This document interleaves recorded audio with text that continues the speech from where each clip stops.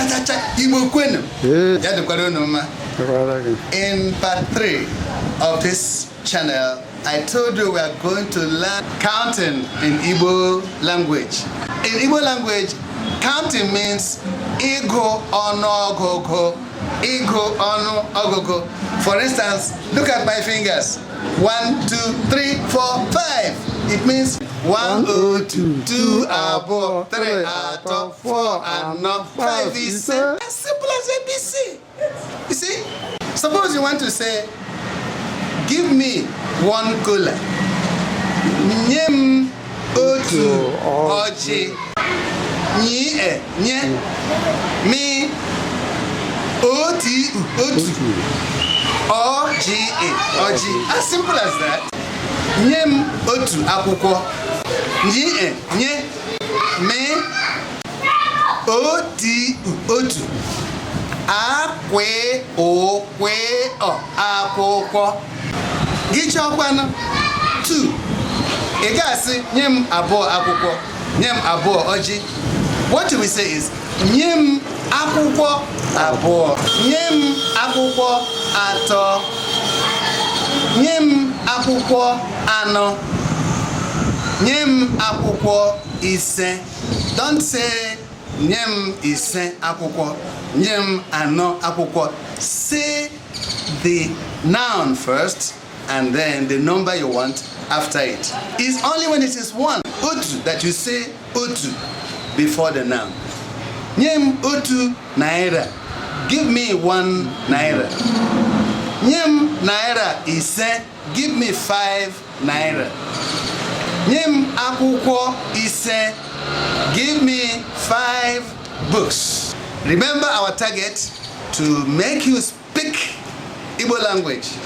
Not only to be a speaker of Igbo language, we want to make you another teacher of Igbo language. Enjoy yourself and try to speak Igbo language to somebody today. Say after me, otu oji, that is 1 kola nut. Otu oche, that is 1 chair. Otu isi, it means 1 head. Ngwalanyeba, aka abụọ, 2 hands. Mmadụ atọ, 3 persons. Ụlọ anọ, 4 houses. Ọkụkọ ise, 5 chickens. Let's go further from 6 to 10. 6 is shin. Say that. 7 asa. 8 asato. 9 itolu. 10 iri. 6 is shin. 7 asa. 8 asato. 9 itolu. 10 iri. 11 iri na otu. 12 iri na abụọ. 13 iri na atọ. 14 iri na anọ. 15 iri na ise. 16 iri na isii. 17 iri na asaa. 18 iri na asatọ. 19 iri na itoolu. 20 iri abụọ. 30 iri atọ. Now guess, what will you call 40? That is 4 tenths. We call it iri anọ. Enjoy this music.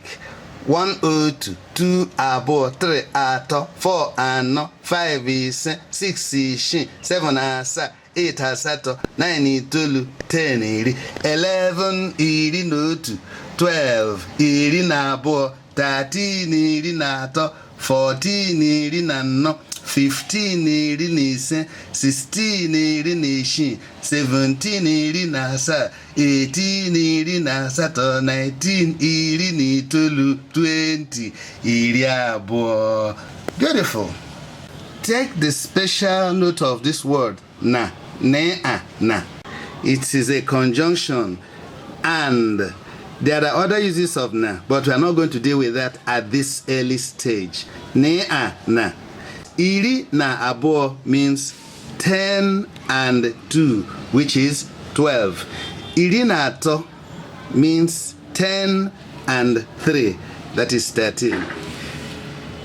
20 is iri abụọ, 30 iri atọ, 40 iri anọ, 50 iri ise.